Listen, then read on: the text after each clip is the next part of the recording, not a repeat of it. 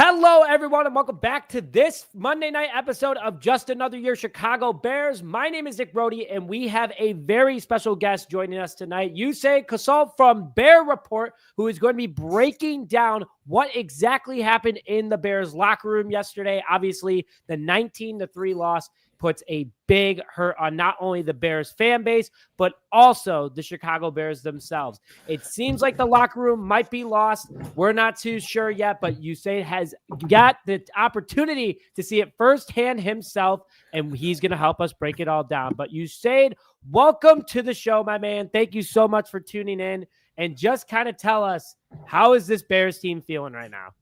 Yeah, first off, Nick, thanks for having me. I know you and I have kind of, texted back and forth a handful of times on Twitter about the state of this team and everything. So it's good to finally meet you in person. Again, thanks for getting me on so last minute. But it's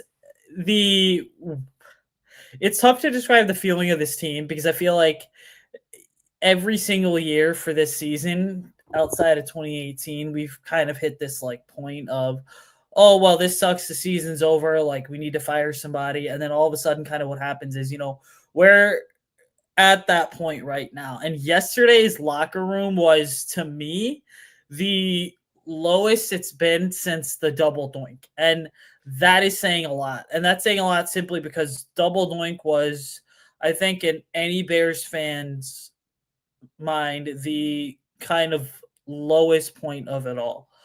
Yesterday felt like that simply because players left the locker room as players showered, and then it was as the media's walking in, as a lot of us are walking in, it was just players get out. Tyree Stevenson was out of there real quick. Montez Sweat didn't want to talk to anybody. TJ Edwards didn't want to talk to anybody. So it was at a point where, there were only a handful of players that really wanted to talk. Ryan Bates, Coleman Shelton were like, hey, we got to go. We have to get out of this place. I mean, when you have players that don't want to talk to the media, given the history of the Bears and some of the stingy PR policies that they put in place, I mean, yesterday was about as bad as I feel like it has gotten in recent memory. And that is just completely discouraging with the next basically 6 of the 8 games that are coming up. Well, we have the toughest schedule in football coming up for the rest of the season. We had the easiest first half, and then, of course, the last easy game of the season, we end up losing. So not a good place for the Bears to be. And I know you're going to break it all down for us because we have a ton of topics for us to go over today, and we got over 40 people in the chat right now. So thank you, everyone, for tuning in. Before we get more into today's episode, if you guys haven't already, hit that like button. If you wanted to see more change today, Monday, November 11th, 2024, from the Bears front office, instead of just Eberflus saying, hey, we're going to play up the play calling, we're going to switch that up a little bit. Make sure you hit that like button, along with commenting below who you are blaming the most for the Bears state of the team at the moment. Would love to hear your guys' thoughts there. And are you new to the channel, love Bears free news and content, make sure to hit that subscribe button because we're also giving away an autographed Caleb Williams football for one lucky subscriber. So stay tuned for that. But let's get into the locker room vibes as a whole. You said you started to hit on it a little bit. Want to hear more. So it sounds like some guys were walking out. No one was talking to the media. Was anyone talking to the media at all, or was it pretty dead silent in there? I mean, it was dead silent. And, you had your veterans like a Tremaine Edmonds, Cole Kmet, obviously DJ Moore, who kind of stayed afterward. I got a chance to speak to Larry Borum for about 2.5 minutes, a pretty solid interview overall. But even that, you look at these guys, the thing to understand with this Bears team is this, there's these young first, second year guys on the roster, but then there's also these vets that have kind of been through a hell of a lot, from guys winning Super Bowls like TJ Edwards to guys that have come so close like Tremaine Edmonds to guys that have yet to taste a lick of legitimate success because they've spent their whole careers playing for bad franchises, and Cole Kmet and DJ Moore. And, the reality is all of them had pretty much the exact same message of, hey, everyone's got to be better at something. Everyone's got to do their job. Everyone has to go ahead and basically stick together. And it reaches a point where with a team, when the vets in the room are saying the exact same thing, it's clear that Number one, everyone kind of sees what the issue is. Number two, they're publicly not going to throw anybody under the bus just because they know that somehow that's going to backfire on them. And then number three, the reality of it all is this, is that you don't want to be the guy that kind of publicly exposes the locker room. So, when you hear players going ahead and saying, yeah, everyone's got to be 1% better, everyone's got to stick together, it's life in the NFL, it's a long season, blah, blah, blah. You're like, yeah, all those things are true.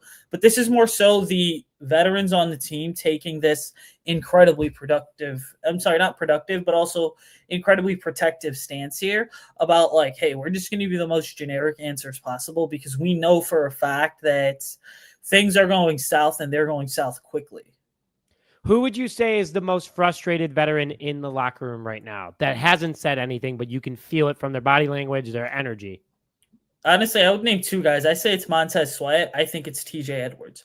And if I had to pick between those two, like it'd be 1A, 1B for me. But if you truly asked me to pick a number one guy, it'd be number 53, TJ Edwards. You're talking about a guy who is making $19.5 million over 3 years. He is, to me, outplayed his contract at this point. And on top of that, like he grew up watching this team because he's from the Chicagoland area.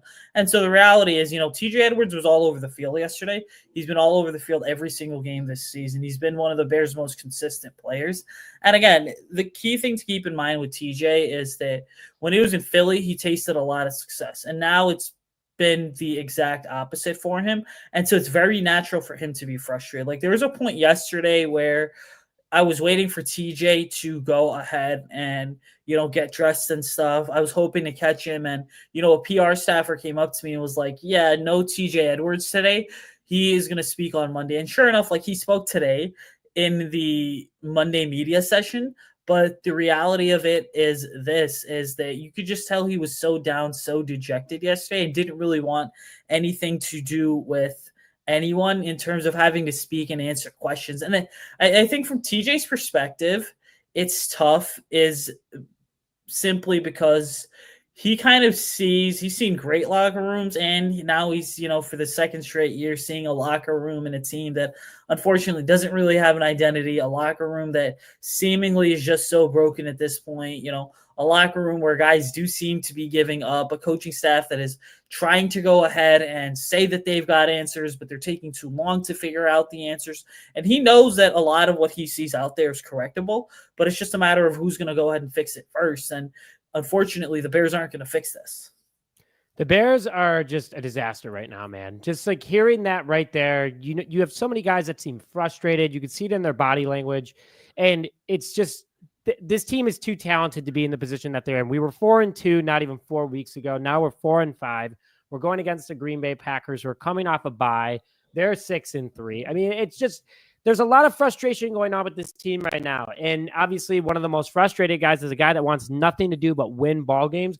And that's Caleb Williams. And Caleb Williams just, you can see on the field, he's throwing the football around. He's getting picked up by defenders. His offensive line isn't blocking for him. Apparently, and according to you, there was some conversation from Caleb Williams yesterday in the locker room. Did he talk to media? Was he more so talking to the guys? Can you kind of talk about the energy that he's feeling right now as the Bears quarterback?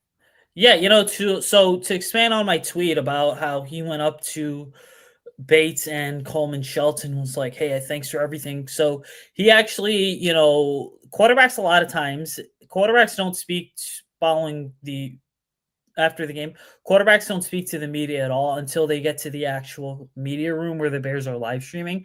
So no one talks to any of the quarterbacks in the locker room at all. But what's interesting is this, is Caleb actually, going back to my tweet, he got out of the shower yesterday. He still had a towel wrapped around his body. And then he went up to Ryan Bates and Coleman Shelton, was just like, hey, thanks so much. I obviously go ahead and I appreciate you guys, for all you do. So you saw a guy that walked out with a smile on his face, obviously wanted to go ahead and thank his two veteran offensive linemen for the effort that they went ahead and they legitimately put into basically protecting him all afternoon. Because if you go back and you look at that game, I mean, Shelton and Bates were the Bears' two most consistent linemen. So, and they're actually in the same row. I don't know if that's saying very much, by the way.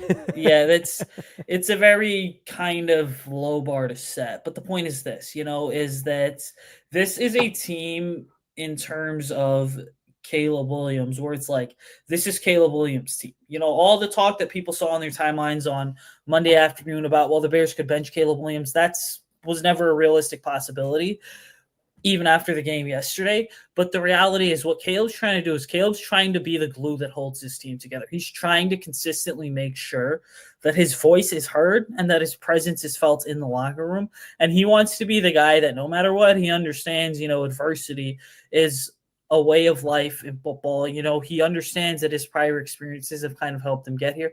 And he understands that this is only temporary and that better times are going to be ahead. So some people look at Caleb and they're like, well, he's a bust already. Some people say, yeah, he's just being optimistic. Some people are like, okay, well, he really hasn't done squat. And it's like, it's hard to sit here. And I've been screaming this since the first half of week 1.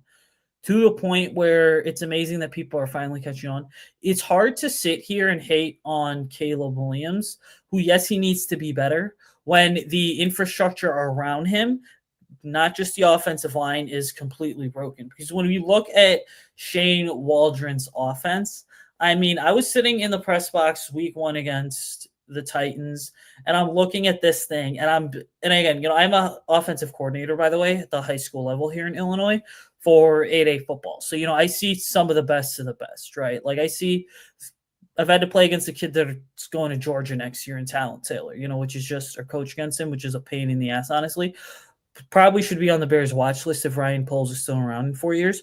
But the point I'm making, is that you look at the Bears, the reason it's hard to hate on Caleb right now, and some of the hate is not warranted at all, is simply because, number one, he keeps getting up after every single play. The personnel groupings don't make any sense at all. The timing, the rhythm, the tempo don't make any sense at all. The first play of the game yesterday, the Bears went with a condensed, hash-to-hash formation, and they probably should have spread the defense out more. Because as soon as the Bears go condensed formation, especially with Williams under center, it's this recipe for disaster because you're kind of running into this sort of situation where teams know that they can just stack the box against the Bears. And when you have 8 in the box and you're overloading, that's not going to give the quarterback enough time to get the ball out. So it is this situation to where his status is he's good. He's in good spirits. He's obviously committed to everything that is happening in front of him. And he's going to try and get this right because he genuinely wants to win games. And, he still, after his post-game presser yesterday, they cut the live stream off, but he said he was just like the Bears, like he's kind of said in every single presser. The last one I'll make is this, is Caleb knows that he's been a part of bad locker rooms. He's like, look, I get I'm a young guy, but I've been a part of bad locker rooms. This locker room is not like that at all, where guys are going to start to turn on each other. Like, this locker room is genuinely going to stick together. It's just a matter of, how long can they stick together before things start to break. And I think we're already seeing cracks in the foundation because of the coaching staff. So would you say, going off some of your comments, so there was a lot right there, and I appreciate you sharing the insight, and I'm sure everyone watching is as well. Guys, keep throwing your comments in the comment section too if you guys have any questions for us that you want to ask about the locker room. But I want to go back to your comment about Coleman Shelton and Ryan Bates getting called out by Caleb Williams just as a teammate. It didn't come off as sarcasm, did it? Like, it was a genuine comment toward the offensive lineman before they left the locker room? It was, yeah. It was a completely genuine thing. And they responded to him with a smile on their faces as well. And they're like, hey, we appreciate you, bro. And this literally happened like probably 6 to 8 feet away from me. So they genuinely, were appreciative of the fact that Caleb was just like, hey, I appreciate you guys and all you do, which is, I feel like, okay, in a sense, the timing of it was very interesting too, because like Tevin Jenkins left the games halfway through the game, so he wasn't in the locker room. Larry Bourne and Jay Curhan had already left at that point, so those were the only 2 starting offensive linemen that were left over. And Caleb just wanted to basically, carry out a kind gesture. I respect that because, when I saw your tweet about it yesterday, I was like, ooh, is that a shot taking like, hey, like, F you kind of like I have to look good in front of everybody? But it's good to hear that he meant it in good spirits because obviously your franchise quarterback and your leader of the offense, that's where things start to snap and break. Kind of want to go into a little bit different of a subject of things that are cracking and breaking that I think a lot of people are wondering about considering his play is DJ Moore. Is DJ Moore in the locker room even talking to you guys? How is his body language, his vibe? Just how is he? Because before the game, he looked like he was in good spirits. He was smiling. He was hanging out with his family, as anybody would. But what is DJ Moore like right now toward the rest of the Chicago Bears roster in your eyes? DJ Moore is DJ Moore. And when I say that, what I basically mean is that DJ's the type of guy to where, he's going to be in good spirits before the game. He's going to be stoic during the game. And a lot of that, I think, is just he understands that this is a kind of business and it's a goal, it's a mindset, right? Like his only thing is basically, hey, let me go out and let me kind of win the game. So there is, there's two sides to DJ Moore. There's a side that gets mistaken of, oh, he's pissed off, he's annoyed. But no, generally the guy has stoic body language, but it's also just because he's hyper focused on what's in front of him.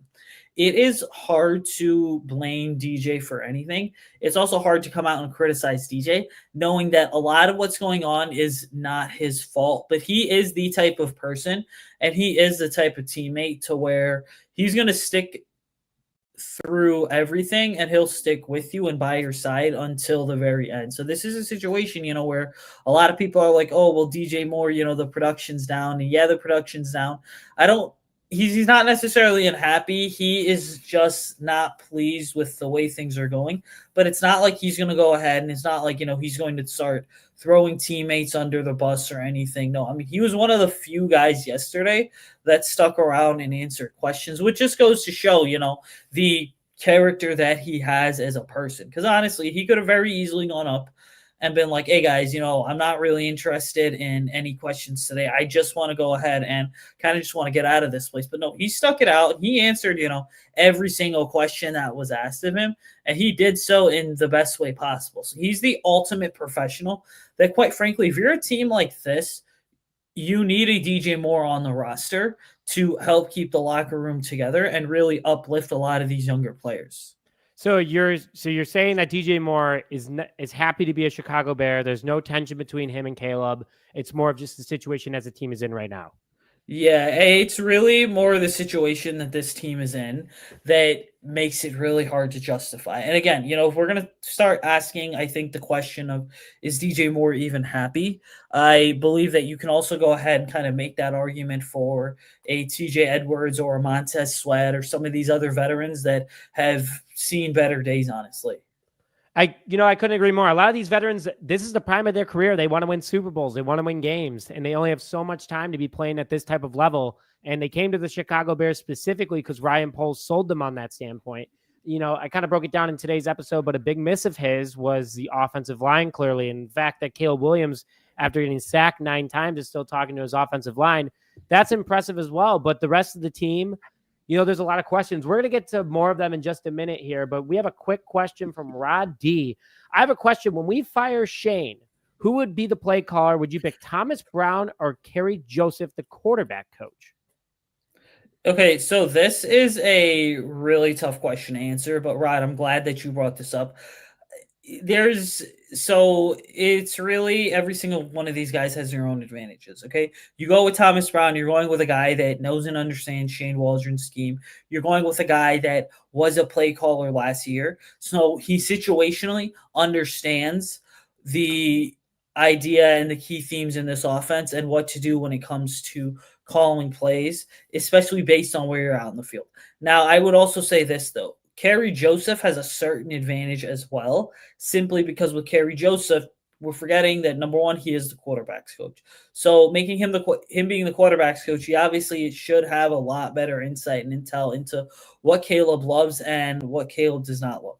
The second thing to understand with Kerry Joseph is that you are talking about a guy that was literally next to Shane Waldron in Seattle, watching Geno Smith's career get back on track. And so if I really had to pick, I would definitely say that you can't go wrong with either of these guys. But again, if I had to pick, I'm probably going to go with the guy that's got more experience calling plays in games, which is Thomas Brown. Because Thomas Brown obviously spent some time with the Rams. He was with the Panthers as well last year, being the offensive coordinator. I understand that situation, the scheme is slightly different. The circumstances are just so different.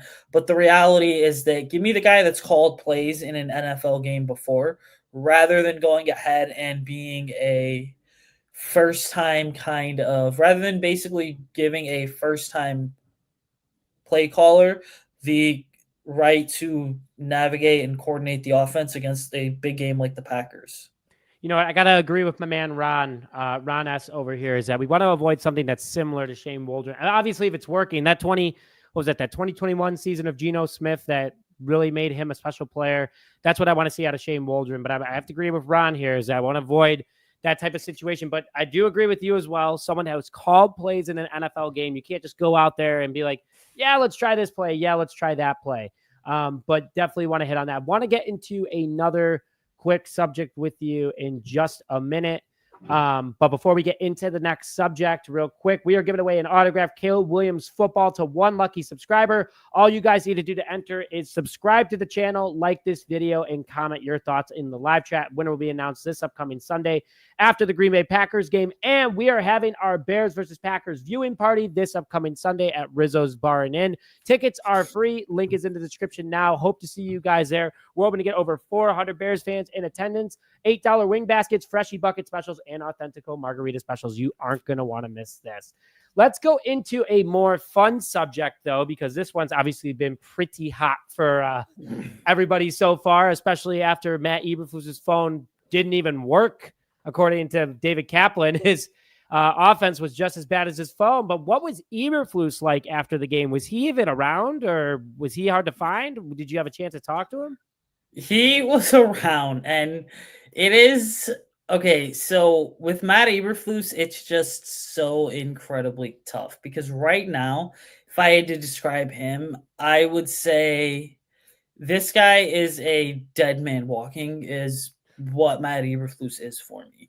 I mean, it's gotten to a point where, to me, the big issue with Matt is the fact that he'll have some sort of key quote every year in the offseason. And last year, the one that still sticks with me is responding is not just responding to adversity, it is also responding to success. Which, yes, this team's facing adversity right now, but this team hasn't clearly responded to any sort of legitimate adversity or success in the way that I think is up to his standards or is up to the ownership standards at all, which again, I don't really think the ownership has standards because I've said this multiple times on Twitter. George McCaskey, you ride a motor scooter around Hallis Hall's campus. I mean, you probably are not fit to run the franchise, but that's a whole separate discussion. With Eberflus, though, it's at a point right now where it feels like the breaking point is coming at some point over the next 2 weeks. It's coming simply because he doesn't really have solutions. In his presser yesterday, it was a lot of coach speak in terms of, we're going to look at this, we're going to evaluate everything, we're kind of go ahead, we're going to figure this out. Well, you got up there at the podium again today on your Monday media session, and you pretty much said the exact same thing where you're like, we're not ruling out a play caller change, we're not ruling out any potential changes, but we are going to go ahead and try to figure this thing out. Which, here's what I believe will happen for those of you guys that are watching this wondering. The Bears don't have, people speak on Tuesdays at all. It's kind of a weird day during the season.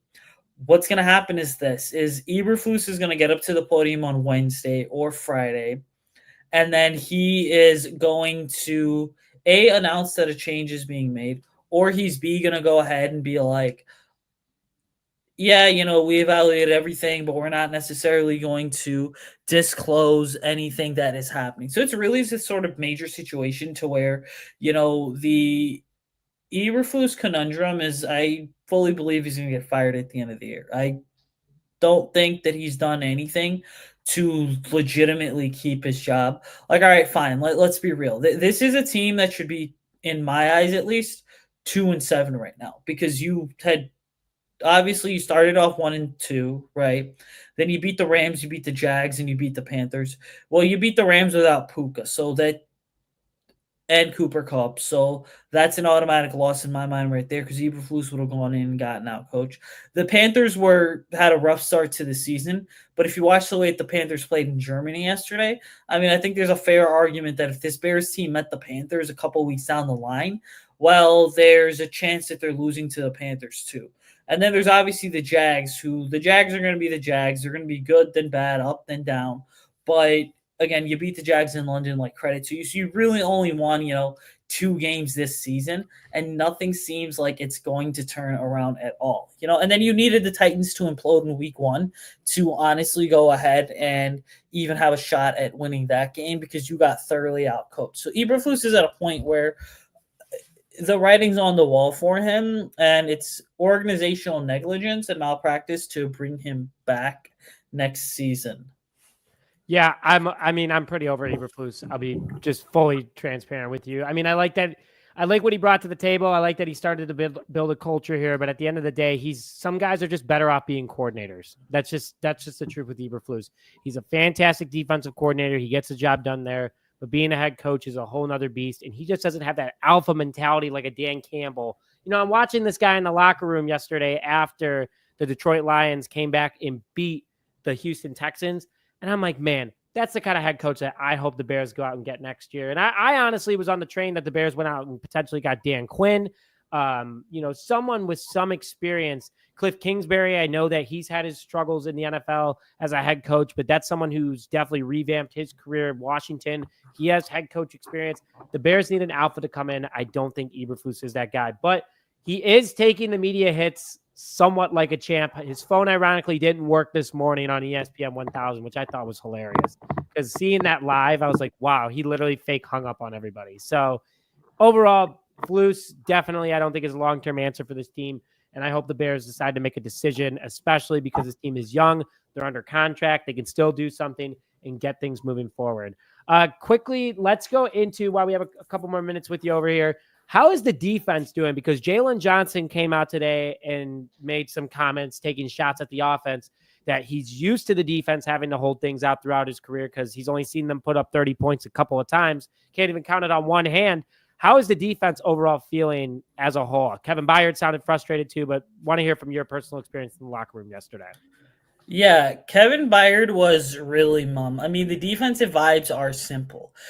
When these guys are asked about the state of the defense, Kevin Byard's blunt. Tremaine Edmonds is blunt. I mean, hell, TJ Edwards today, I felt like he was just being incredibly blunt as well. This is really a situation where the defense knows that they can't carry the weight forever. The defense knows that, hey, listen, we're getting frustrated because we get out there, we force a 3-and-out, we get the offense the ball in pretty decent field position, and then what happens is they are not able to go ahead, and the offense isn't able to go ahead and capitalize. And so it's really a situation where the defense is at a point where they feel like they are about to break as well. And again, they're a team this is a unit that struggled with consistency over the last couple of weeks, especially the last 3 games, just consistently stopping teams. This is also a team that has gone ahead and a unit that's really struggled to really have any of those major flash plays or splash plays. Like, yeah, Javon Dexter's been good. Well, Javon, for the most part this season, has stayed out of the public eye. You look at Tremaine Edmonds as well. He stayed out of the public eye. TJ Edwards is clearly frustrated with how things are going. Montez Sweat is frustrated as well. So this is really a situation where the defense has kind of tried to keep this team together. But even that, I mean, I would say this. Give it 2 more weeks, or give it 3 more games, basically, once you get through this first round of divisional games. And then I feel like that's it. The wheels are going to fall off for the defense as well. And again, it's very tough because you haven't had Jaquan Brisker out there over the last couple weeks as well. And Brisker really is a guy who can be vocal, can bring some energy. They haven't had that as well. And so the entire defense right now just seems like it's on the verge of breaking, and they feel so sort of down. It's unfortunate because this defense is so talented, so young. They keep things exciting. I think the defense has done a great job this year. I mean, besides the Arizona game, they'd be at 15 games in a row of less than 21 or less points allowed. So I don't blame the defense for being frustrated. They can't hold they can't stay on the field all the time.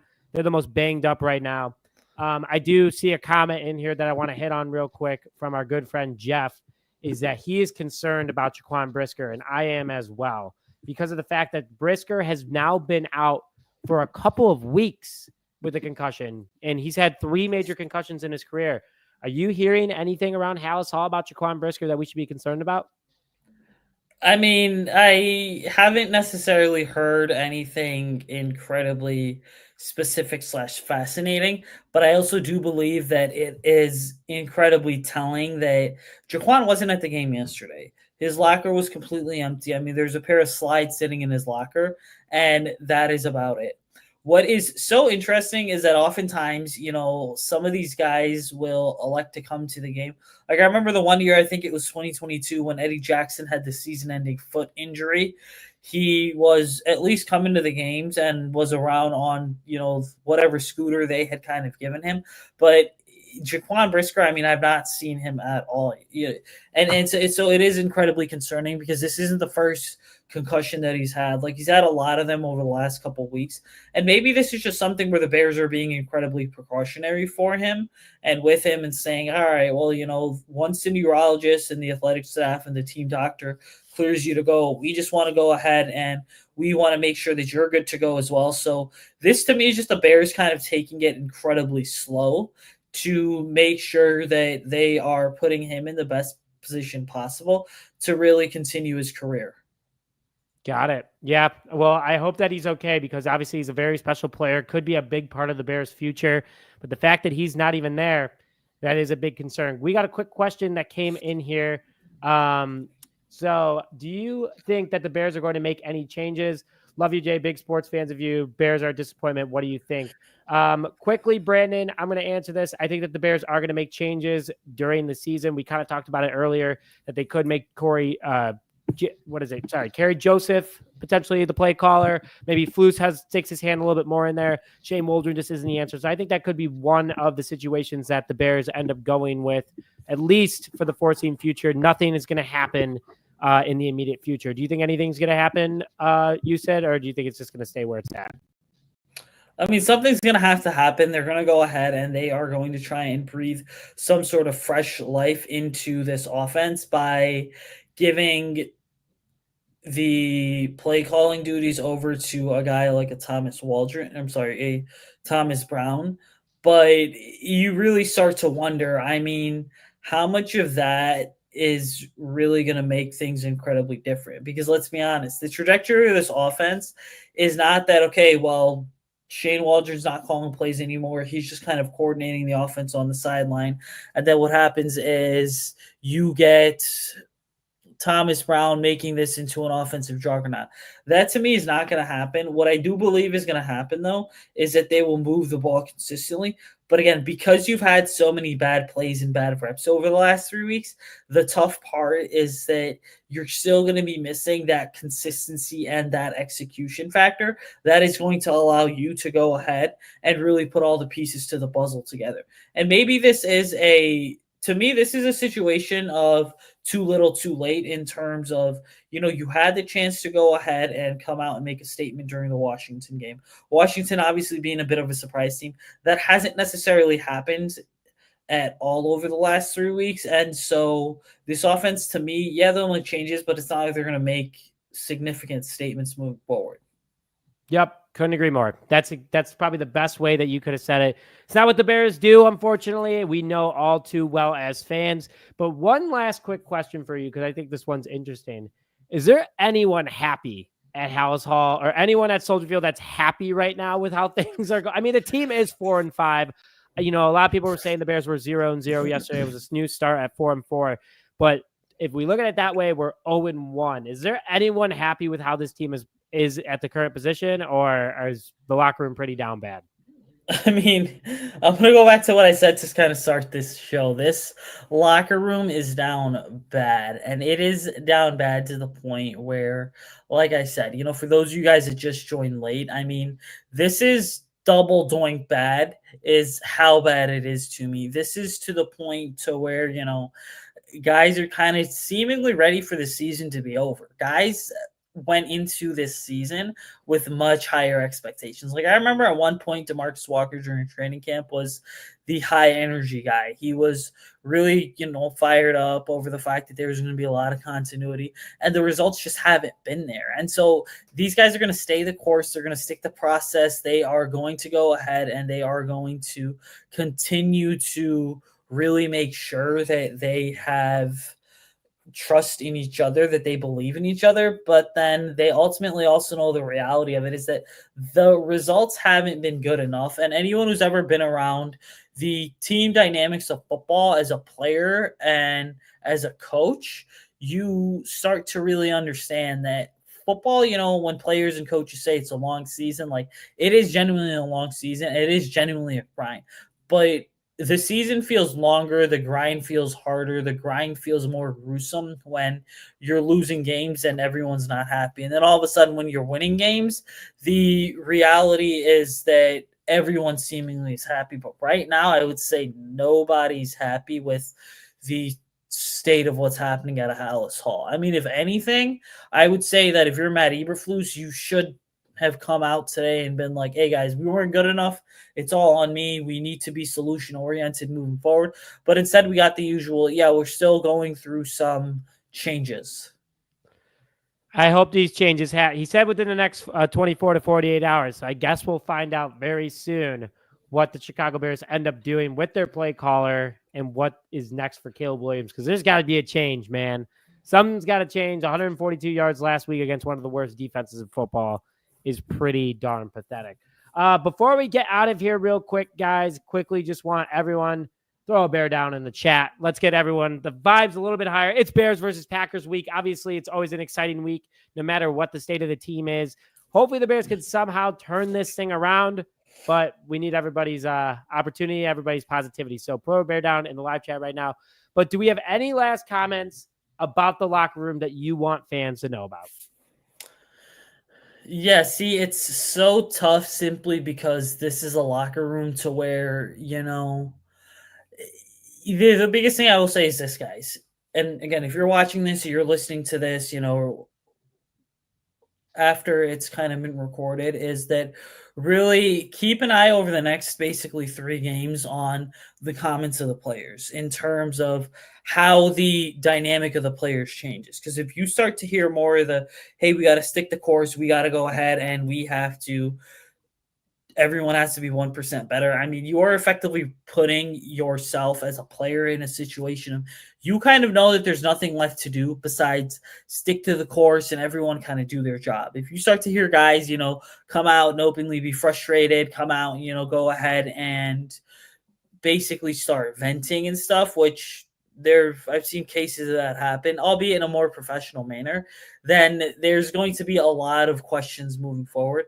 But I will say this, the Bears are this locker room is this absolute colossal mess right now where this team's just at a point to where everyone's sort of ready for the losing to be done and everyone just wants the losing to be fully over with. But it's hard to have that when, again, you're getting out there and losing every single week. I mean, it's no different than, it's interesting to understand because it's like, and people I think have to understand this too, is that as an athlete, you go to work every single day, just like the rest of us go to work every single day. But when your boss sucks at their job, then the reality is that your boss and your job is going to seem like it sucks and it's much longer than it actually is. And I firmly believe, given the comments that Cole Kmet made, DJ Moore made, the fact that the players didn't want to speak to anyone, they just want to get out of there real quickly, that is where we're at with this team right now. Things got to change quick. That's all I got to say. And I know that we got Bears Packers this upcoming Sunday. Are you going to be at Soldier Field? Honestly, I will see what this week looks like. I might just come to your guys' thing in Chicago. So we'll kind of, see where the week takes us. But I will say this, if I do get the, if I decide to go to the game, I will most likely be doing so and then texting you throughout the day to give you updates and stuff from the locker room. So we'll kind of see how it goes. Please do. Please do, because we want to know about this team. We want to know where everyone's head's at, because who knows who knows what's next? Anything's crazy with this season. This season has been such an emotional roller coaster like it is every year. Hopefully we can get things turned around. But Usayd, thank you so much for coming on, man. And guys, you can find all his info in the description of the video right now. And go check out his reports on Bear Report. But Usayd, thank you so much for coming on, man. Really appreciate it. Absolutely. Thanks again for having me on. Keep in touch. If you ever need anything, let me know. Always down to talk some football / Bears football. I think what I'm going to do after this is hop into, some NFL draft stuff. Start looking at offensive tackles for next year because that's going to be sorely needed, right? Yep, and that's exactly what Wednesday's video on Just Another Year Chicago Bears is going to be all about, is the top tackles Ryan Poles can go after, or whoever the Bears GM is, because I feel like Poles is a little bit on a hot seat right now. What do you think? Hey, I tweeted this yesterday. I was like, listen, I've said this on Picks for Polls. I'm going to put this in writing now because I know that if I put it in writing back in like April or whatever, after the Bears drafted Caleb Williams, I would have been slaughtered. But I firmly believe this. And I texted, I said this to the face of one of the guys that I coach with as well. I was like, Ryan Poles has his own quarterback now. So let's see how good he really is at this general manager thing. Because the whole, and it's Matt Eberflus too, because the whole hey, Justin Fields wasn't their guy type thing, that is out the window at this point. That's not an excuse for these two anymore. Let's see how good they really are at their job right now. And I think you and I can both be in agreement is that they have not been very good at all. I guess we'll end up finding out how good this team can be if they can turn things around. Maybe get a couple more wins, but if not, the Bears could be looking at the #1 overall pick again if things stay the way they are. We hope that's not the case, but Usayd, thank you so much for coming on again, man. Really appreciate it.